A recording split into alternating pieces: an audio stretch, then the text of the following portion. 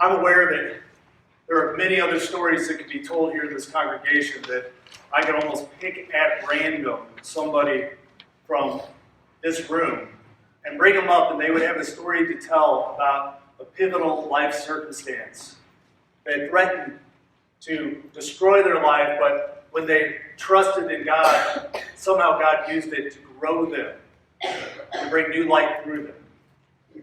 So today we're going to talk about pivotal life circumstances, and the big idea behind this sermon series is that God wants to grow your faith.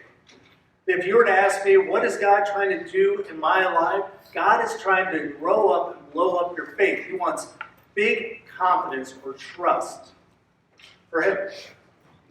Because what you already know about relationships is that you can measure the health of a relationship by the level of trust that's in a relationship.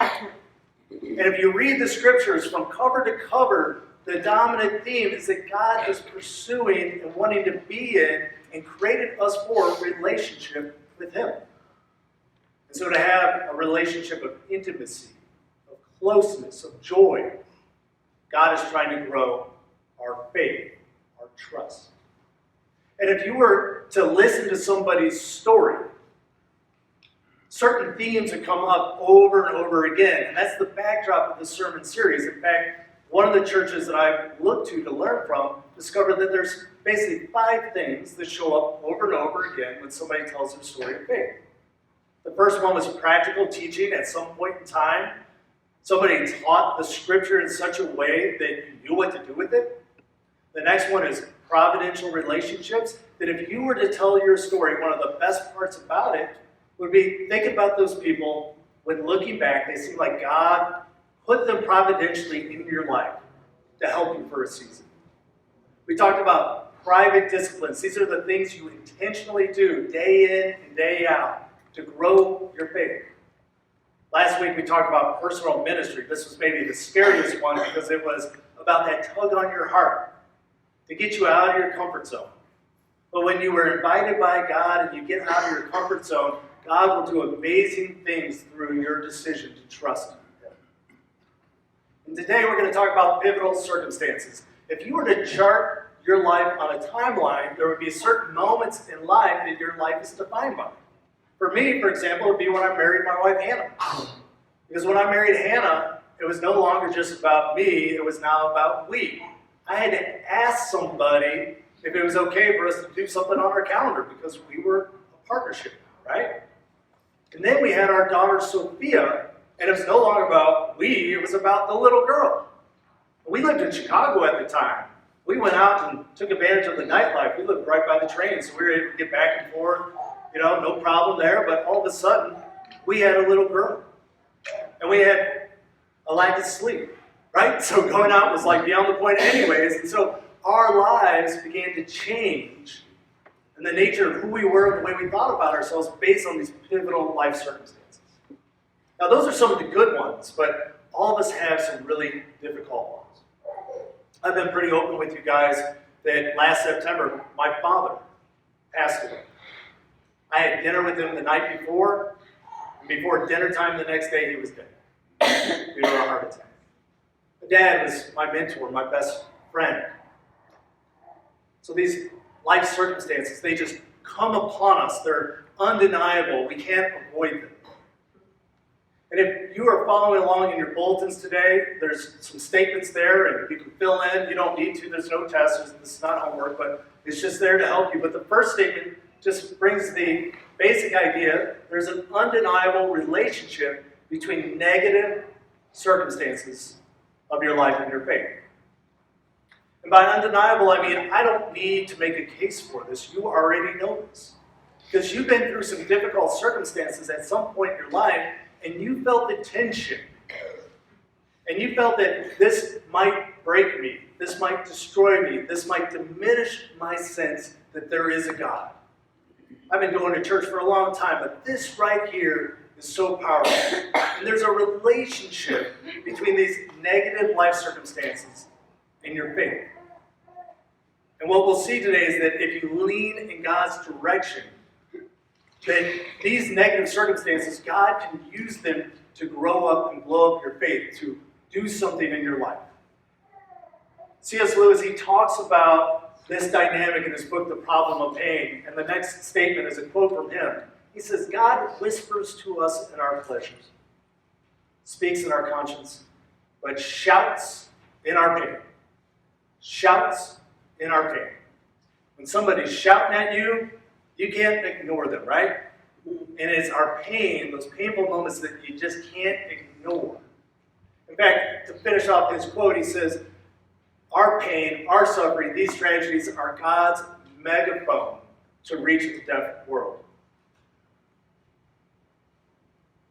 That we're able to ignore God when all is well. But when things get really, really difficult, whether we've been a church-going person or not, whether we have a belief in the Bible or not, it is in those moments that we turn, hoping there's something bigger than the circumstance that you're in. It is in our pain that God becomes so relevant. James, the brother of Jesus, who was there when his brother was strung up on a cross, one of the greatest crimes of history, one of the most brutal things you could do for somebody, who was there when Jesus' mother, his own mother, was in agony because of this act, who later became a great leader of the church. He had this to say about our negative life circumstances. This is from his letter, the book of James. It says, consider it pure joy, my brothers and sisters, whenever you face trials of many kinds, because you know that the testing of your faith produces perseverance. You know. It's undeniable. I don't have to make a case for this, because you have faced trials and you know that testing, if you stick it out, if you work through it, produces perseverance in you. In fact, James goes on and says, let perseverance finish its work so that you may be mature and complete, not lacking anything. In other words, James is saying is that there is a point to all of this, that there's an outcome, there's a destination. And I don't know about you, but when I'm going through something difficult, when things are tough, and when I'm grinding it out, and it doesn't feel like I'm making progress, I need to have a clear sense of where this is going. I'm going to share something strange about myself with you, okay? As I was preparing for this sermon, I got to a certain point where the slides were all done and everything, and I was working out. And so yes, I was practicing my sermon while I was lifting weights. I don't know, that feels kind of weird to me, but that was what I was doing on Thursday, and I was looking at this slide. As I was doing an exercise, it was quite painful. It was, for abs, and abs are terrible. It's a good reason why a lot of us don't do them, because they're painful. And so I'm there doing it painful, and I thought to myself, if I didn't have a clear sense of what the benefit of this exercise was for myself, I would be on the couch. Anybody with me on that one? Right? You need to have a clear sense of where this is going. And James is saying to us, the brother of Jesus, that when you persevere through those negative life circumstances, when you lean in God's direction during those really hard times, where you're going is to become more mature, more complete, so that you don't lack anything. Pretty good destination. Now there's a story from the life of Jesus that illustrates this relationship between negative life circumstances and the growth of our faith, probably more than any other. And in fact, in this story, Jesus is going to create a new category for all of us in terms of this relationship. In this category, it might be a little bit difficult for you to welcome into your life. I know it was for me. And it might create a few more questions than it does answers, but it is quite a remarkable story. And the minute I start telling the story, some of you, you're going to know exactly how it ends. So I don't want you to go there. Okay? Just try to stay with the story this morning and don't get ahead of it. Maybe hear it with fresh ears. Now, a man named Lazarus was sick, and he was from Bethany, the village of Mary and her sister Martha. These are not new characters. We've met Mary and Martha before. Okay? So the sisters sent word to Jesus, Lord, the one you love is sick. Further evidence these are not new characters, because Jesus knows this family so well that they don't have to say, Lord, Lazarus is sick. All they have to say is the one you love is sick. So in other words, there's a special relationship here between Jesus and this family. Everybody got that? It's a special relationship because Jesus had dined with them and they had supported his ministry. And now the one he loves is sick. When he heard this, Jesus said, this sickness will not end in death. No, it is for God's glory, so that God's Son may be glorified through it. Here's the new category. This sickness is for God's glory. Jesus says that God can use sickness, illness, and death for his glory. Jesus creates a new category where illness and tragedy can be for God's glory. And some of you have seen this. And we're going to see this as the story plays out. Now, Jesus loved Martha and her sister Mary and Lazarus. Again, re-emphasizing the point that this is not just any relationship, this is a special, close relationship. Jesus loves this family. So when he heard that Lazarus was sick, he left immediately and sprinted the entire 2-day journey to Bethany, logging 3-minute miles, which he could do because he is Jesus. Now, if you're wondering why some of us are laughing, is that that's not what the scripture says. That's what I wanted to say. Because when I'm sick and when I'm ill, when difficulties are happening in my life, I want a Jesus who will immediately come to my rescue. Anybody with me on that, right? This is what I wanted to say. And when we read what it does say, it's hard for me. So when he heard that Lazarus was sick, he stayed where he was for 2 more days. 2 more days. We have no idea if he was doing something important. The gospel writer doesn't tell us. Just says he stayed for 2 more days. The one you love is sick. And Jesus says, hey, don't pack your bags. We're not going anywhere. We're staying for 2 more days. And then he said to the disciples, let's go back to Judea. Kind of the window of opportunity has passed, and they were relieved, and for reasons we'll find out here in a minute, glad to unpack their bags and stay for 2 more days, as the disciples are. And then he says, let's go back to Judea, which is basically where Bethany is. Bethany is right outside of Judea. And his disciples replied, but Rabbi, which means teacher, but Rabbi, a short while ago, the Jews, a group of people, they tried to stone you. And yet you are going back? You see, Jesus, we're with you. We follow you around. So when somebody tries to stone you, that basically means that we're about to get stoned. And so that almost just happened, and we don't want to go back. And we don't think you should go back. Later on in the story, I'm not going to have the slide up here, but it becomes apparent to the disciples that they are going back. And Thomas, sometimes known as Doubting Thomas, he's one of the disciples, he says, well, we might as well go and die with him then. Hey, he's like the Eeyore of the disciples, right? The essential pessimist. Yet you're going back.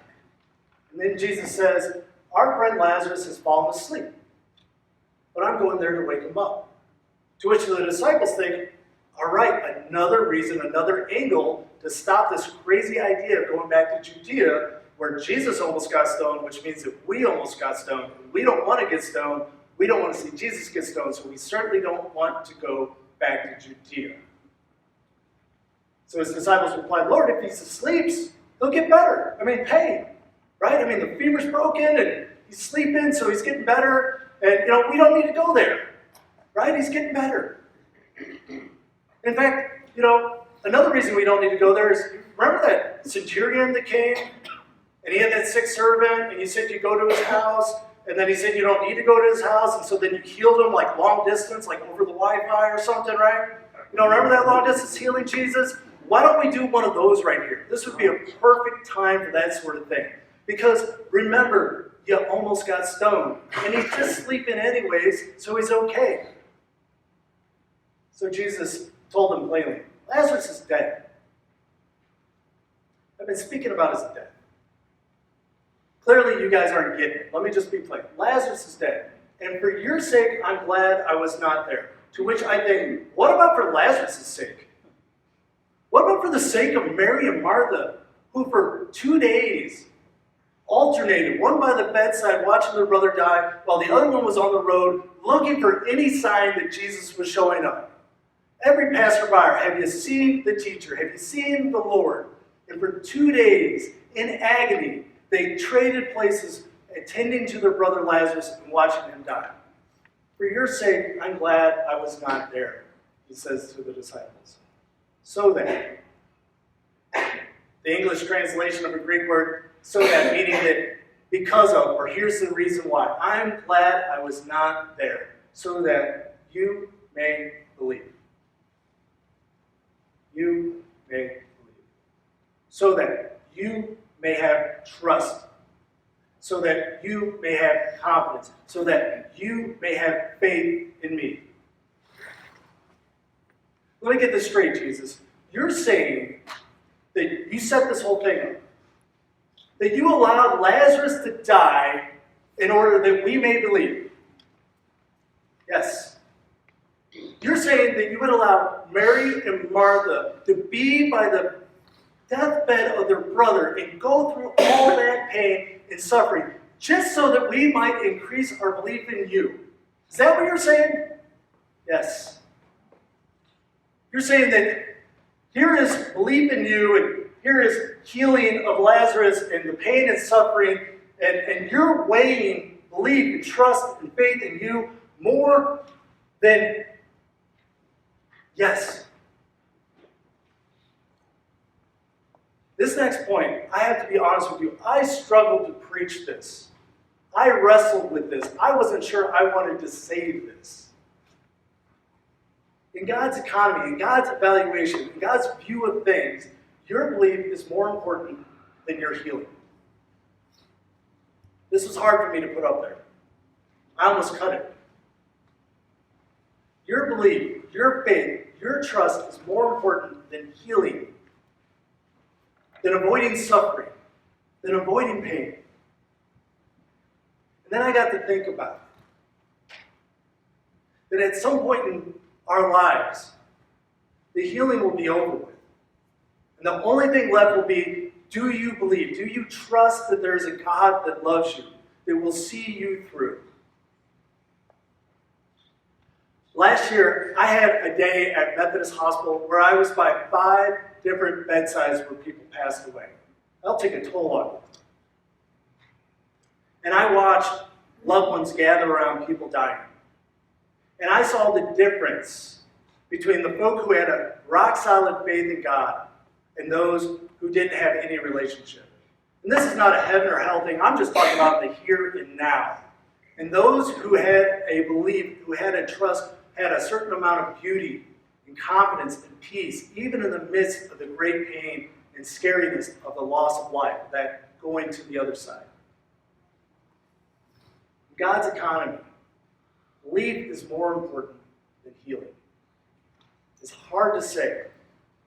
I've seen a lot of tragedy. I worked in the cancer ward of Riley Hospital. I knew 4-year-olds who were intubated because their health got so bad. I mean, I've seen it, and it's hard to say this, but I believe it's true. Your belief, your trust, at some point in time, that's all that you'll have to hang your hopes on. This next statement is something that all of us have said to God at some point in time. Jesus, finally, he comes back to Bethany. He's traveled a 2-day journey there. Now we're 4 days away from the original call for help. And Martha meets him on the road and says, Lord, if you would have been here, my brother would not have died. God, you could have done something about this. You could have intervened. You could have changed the scenario. You could have made the medicine work. You could have made the accident not happen. Lord, if you would have been here, my brother would not have died. We have all been in that place. You could have done something about it. And I called for help. And instead of God your help, I got silence. This part of the human experience, and it's painful. We've all been here. Which makes what is said next all the more remarkable.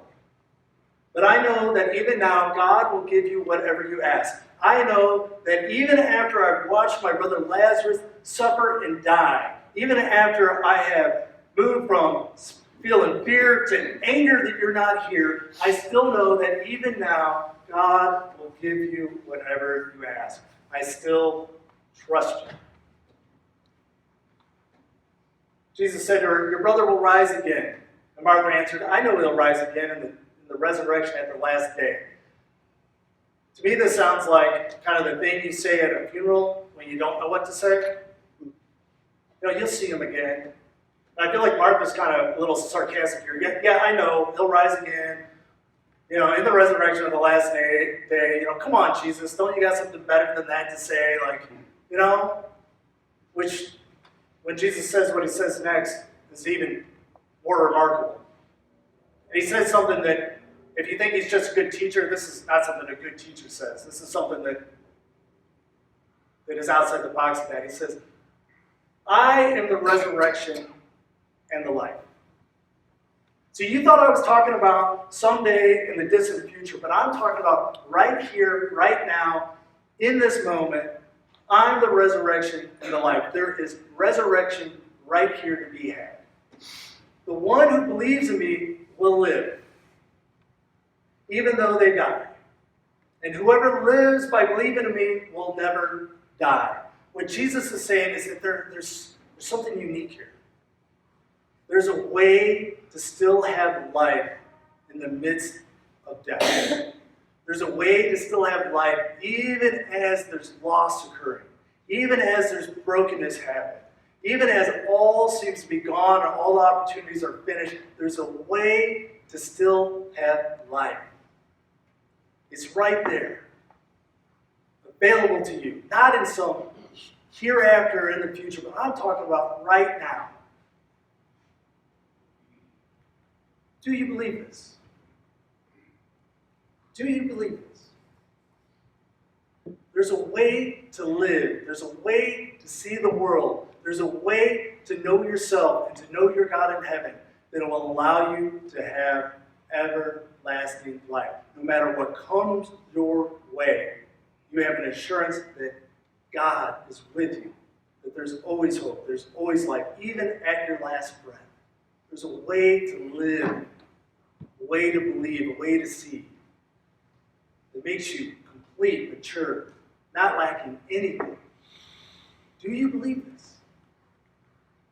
Yes, Lord, she replied. I believe it.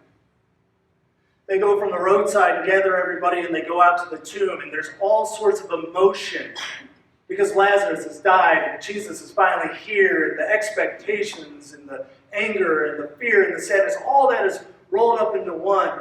And John, the writer of the gospel, writes the shortest sentence of the entire Bible and says, Jesus wept.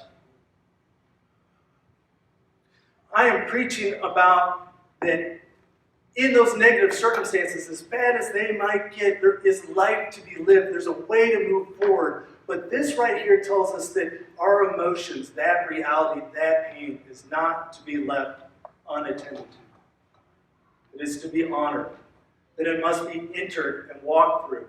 And that Jesus will weep with us. He will spend time with us in that pain. That you need to allow that to come out, to be authentic. And Jesus makes room for that. Jesus, once more deeply moved, came to the tomb. It was a cave with a stone laid across it, across the entrance. And he said, take away the stone. But Lord, said Martha, by this time, and I had to put in the King James Version here because it's hilarious. But Lord, by this time, he stinketh. Which he wouldn't, because it's been 4 days and it was still really bad by this point. Then Jesus said, did I not tell you that if you would believe, you would see the glory of God? That sickness, illness, death, tragedy, if you would believe that God can work life even in the midst of the situation of death, that you will see glory, that there will be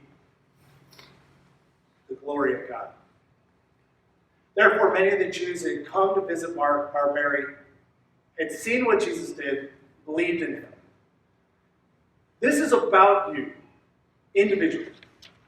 I hope you're taking this message personally, because in your negative life circumstances, in those difficult things I wish you didn't have to go through, but you're going through them anyways. There's a way to have life even in the midst of that situation of death. There's a way to have hope even when there's very little to hang your hope on. And when you do that, it will help. It will breathe new life. There will be a resurrection of sorts, of made new.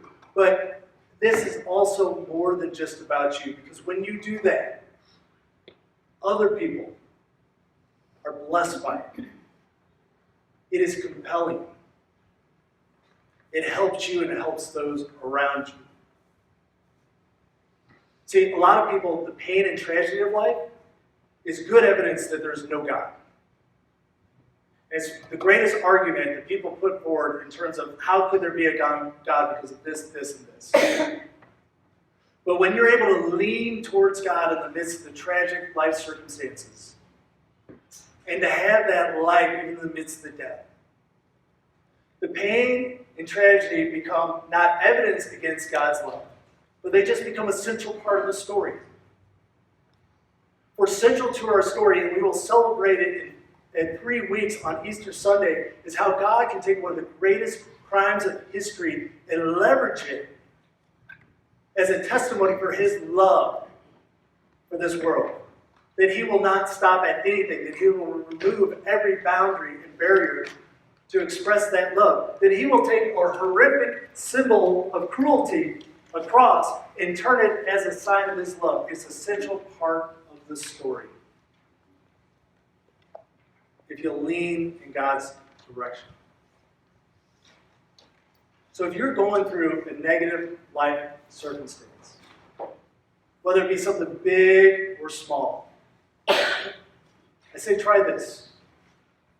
When in a pivotal circumstance, ask God to give you a sign of his presence, so that you know God is with you. Ask God to give you a sign. Open my heart, open my eyes, show me something, so that I can continue to lean in your direction, knowing that you can take whatever it is, the pain, the tragedy, the loss, and you can use that to make me mature, complete, lacking nothing, able to live even in the midst of death.